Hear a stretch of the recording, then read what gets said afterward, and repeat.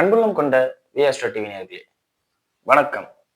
திருவரங்கம் ஸ்ரீ ரங்கநாத துணையுடனும் பழனி ஸ்ரீ பாலதண்டாயுதபாணி அருளுடனும் நான் உங்கள் ஜோதிடர் வெங்கடேஸ்வரன். இப்ப நம்ம எதை பத்தி பார்க்க போறோம்னா ஆணி மாத பலன்களை பத்தி பார்க்க போறோம். பலன்களை பத்தி பார்க்கறதுக்கு முன்னாடி எந்தெந்த கிரகங்கள் எங்கெங்க இருக்கு, எப்பப்ப பயிற்சி ஆகுது அப்படிங்கிறத முதல்ல பார்ப்போம். சூரிய பகவானானவர் மிதுன ராசியில சஞ்சரிக்கிறது தான் ஆணி மாத பலன்கள். சோ அந்த சூரியன் மிதுனத்திலையும் புதன் பகவான் மிதுனத்துல 8ஆம் தேதி வரை இருக்காரு. அதுக்கப்புறம் கடகத்துக்கு பயிற்சி ஆகிறார். அதே புதன் பகவான் கடகத்துல 16ஆம் தேதி வக்ரம் பெற்று 23ஆம் தேதி திரும்பவும் மிதுனத்திலே வராது. சோ இந்த மாசம் ஆரம்பிக்கும் போதே புதன் மிதுனத்துல தான் இருக்கும்போது முடியும் போதே மிதுனத்துல தான் இருக்க போறார். முடியும் போது வக்ரத்துல இருக்காரு. சரிங்களா? ராசி அதே மாதிரி கடக ராசியில சுக்கிரன் உச்ச குருவோட சேர்ந்திருக்கார். சோ கடகத்துல குருவும் சுக்கிரனும். அதே மாதிரி 16ஆம் தேதி 15ஆம் தேதிக்கு பின் 20ஆம் தேதிக்கு பின் 20ஆம் தேதிக்கு பின் சுக்கிர பகவானானவர் சிம்மத்துல கேதுவோட இணைகிறார். அப்ப சுக்கிரனும் கேதுவும் சேர்றதுனால எந்த மாதிரியான மன அழுத்தங்கள், சுக வாழ்க்கை கெட்டு போறது அப்படிங்கிறது நடக்கும் அப்படிங்கிறத பத்தியும், அதே மாதிரி கும்பத்துல ராகுவும் மேசத்தில் செவ்வாய் ஆட்சி பலத்துல இருக்கிறவரு 12ஆம் தேதிக்கு அப்புறம் ரிஷபத்திலையும் மீனத்துல சனி பகவானும் இருக்காங்க. இவங்க இப்படி இருக்கிறதுனால எந்த மாதிரியான மாறுதல்கள் நடக்க போகுது? குறிப்பா அரசாங்கத்துல காவல்துறை அதிகாரிகளின் பெயர் இந்த காலகட்டத்துல தலை நிமிர்ந்து நிக்குமா, தலை குனிவை சந்திக்குமா? அதிகப்படியா தலை நிமிர்ந்து நடக்கிறதுக்கான வாய்ப்புகள் அதிகம். ஏன்னா செவ்வாய் ரிஷபத்துல தான் செய்யக்கூடிய வேலையை சிறப்பாக செய்யும் இடத்தில் இருக்கார். அப்ப காவல்துறையோட இமேஜ் இத்தனை நாள் கொஞ்சம் கீழே இறங்கியிருந்தாலும் இப்ப கொஞ்ச நாள் அப்படியே ஏறும்.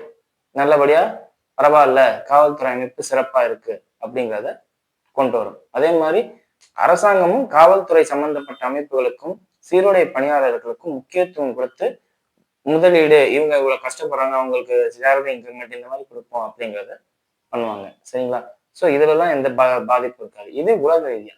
வாங்க 12 ராசிக்கு எப்படி இருக்கும் அப்படிங்கிறத பார்ப்போம். கன்னி ராசி என்பவர்களே, ராசிக்கு 7ஆம் இடத்தில் சனி.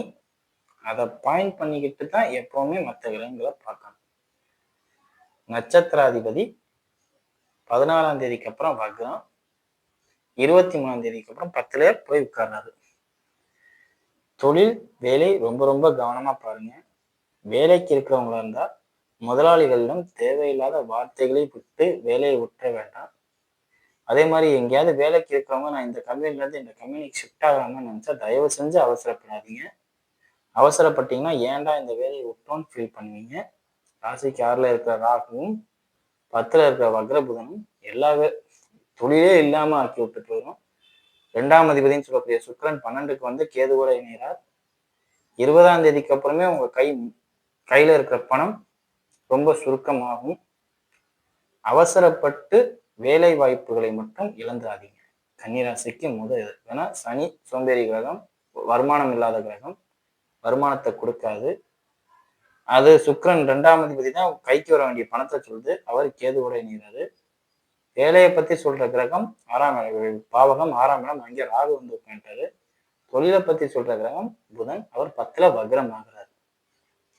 சோ வருமானம் அப்படின்னு பாயிண்ட் பண்ணா இங்க கொஞ்சம் சிக்கல். இருக்கிறத பத்திரமா பார்த்துக்கணும். வேலையா இருந்தாலும் தொழிலா இருந்தாலும் அதை விட்டுறக்கூடாது. புதுசா இந்த நேரத்துல தொழில் தொடங்க தயவு செஞ்சு ஸ்டெப் எடுக்காதீங்க. இல்ல நான் ஆல்ரெடி எனக்கு நல்லா போய்கிட்டு இருக்கு, நான் இன்னொரு தொழில் உருவாக்கணும்னு நினைக்கிறேன், இன்னொரு இடத்துல என்னோட பிசினஸ் பாயிண்ட் பண்ணணும்னு நினைக்கிறீங்களா, ஒரு மாசம் போட்டுங்க. ஆடி வருதுன்னு நினைக்கிறீங்களா, ஆவணியில பண்ணிக்கோங்க. அதுதான் நல்லது. அதை தாண்டி மீறி செஞ்சீங்கன்னா அந்த இடத்துல லாபம் வரும்ங்கிறத உறுதி சொல்ல முடியாது. ஏன்னா வக்ர புதன் எதையுமே ஸ்டாண்டர்டா கொடுக்காது. ஒரு ஒரு பிம்பம் இருக்கு அப்படிங்கிற ஒரு அமைப்பு தான் கொடுக்க முடியும். அதனால லாபத்தை கொடுக்க முடியாது அப்படிங்கிறது தான் உண்மை. 11ல இருக்கிற குரு ஃபுல் சப்போர்ட் பண்ணுவாரு. கடன் வாங்கியாவது தொழிலை ஏற்படுத்திக்கணும் அப்படின்னு நினைப்பை கொடுப்பாரு. ஸோ இந்த குரு லாபத்துல இருந்தாலும் கொஞ்சம் சிக்கல்ல இந்த மாசத்துல இருக்காருங்கிறத ஞாபகம் வச்சுக்கோங்க. நீங்க எதையும் பார்க்க வேண்டாம். ஜனனகால ஜாதகத்துல இந்த நேரத்துல உங்களுக்கு நல்லா இருக்கான்னு மட்டும் பாருங்க. நீங்க கோச்சாரத்தை கூட நம்ப வேண்டாம். கண்டிப்பா மேக்சிமம் கன்னிராசிக்காரர்களுக்கு ஜனனகால ஜாதகத்துல இந்த நேரத்துல பணம் கொஞ்சம் சிக்கலாகிற மாதிரி தான் அமைப்பு இருக்கு. குரு கடனாளி ஆக்குவார். அப்ப எப்படின்னு, குரு யாரு? 4 7க்குரியவர். அப்ப தாயால கடன் வாங்கணும், இல்ல மனைவியால கடன் வாங்கணும், இல்ல வீட்டால கடன் வாங்கணும், இல்ல வாகனம் வாங்குறங்கிற பேர்ல கடன் வாங்கணும். இந்த அமைப்பெல்லாம் ஏற்படுத்தி தரும். அந்த கடனாலே அந்த வேலையை விட்டு பெருசா பண்ணணும் அப்படிங்கிற ஒரு அமைப்பை ஏற்படுத்தும். மனைவிக்கு மருத்துவ செலவை ஏற்படுத்தும். மனைவிக்கு மருத்துவ செலவு, குழந்தை பிறக்குது அப்படிங்கிற காரணத்தினால மருத்துவ செலவு நடக்கும். எல்லாத்தையும் வயிற்றுல ஏதாவது பிரச்சனை அப்படிங்கிற காரணத்தினால, ஏன்னா வயிறு தானே சனி 6ஆம் இடம், குருவும் வயிறு தானே. ஸோ இந்த அமைப்புகள்லாம் கொஞ்சம் கவனமா பார்த்துக்கோங்க. நான் திரும்ப திரும்ப திரும்ப பாயிண்ட் பண்றது ஒரே விஷயம்தான். இந்த காலகட்டத்துல உங்க கையில பணம் தங்காது. அட் த சேம் டைம் வேலையை விட்டு போற அமைப்புகள்லாம் ஏற்படுத்தி தரும். இதெல்லாம் தயவு செஞ்சு பண்ணாதீங்க. பண்ணா உங்களுக்கு தான் அது பாதிப்பு அப்படிங்கிறத சொல்றேன். சரிங்களா? இது யாருக்கு ரொம்ப நல்லது தெரியுமா?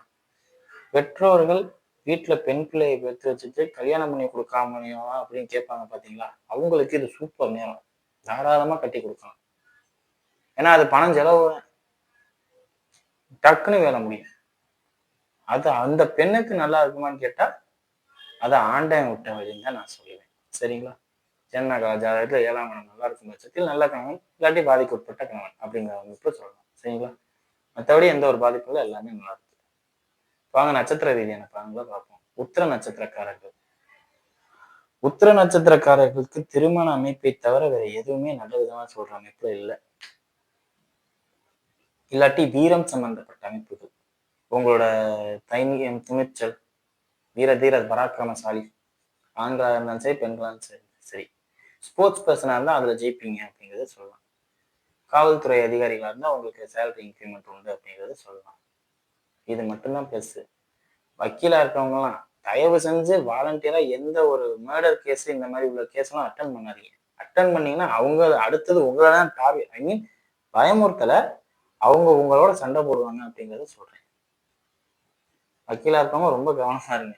அவசரப்பட்டு, அதாவது நீங்களே எதிரில் இருக்கிற வக்கீல் ஜெயிக்கிறதுக்கு பாயிண்ட் எடுத்து கொடுப்பீங்க.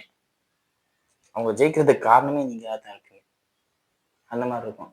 டாக்டர்ஸ், குறிப்பா இந்த மயக்கவியல் அனஸ்டேஷனா இருக்கவங்க ரொம்ப கவனமா பாயிண்ட் பண்ணுங்க. அந்த இன்ஜெக்ஷன் போடுறது இதெல்லாம். சர்ஜரி பண்றவங்க ரொம்ப கவனமா பண்ணுங்க. கேர்லெஸ்ஸா இருந்தீங்கன்னா அது பெரிய விபத்தை யாருக்கு உருவாக்கும்? உங்களை நம்பி வர பேஷண்ட்டுக்கு உருவாக்கும். நெக்ஸ்ட் அது எங்கே போய் முடியும்? உங்க ஹாஸ்பிட்டல் ரெப்புடேஷன் கெட்டு போகும்.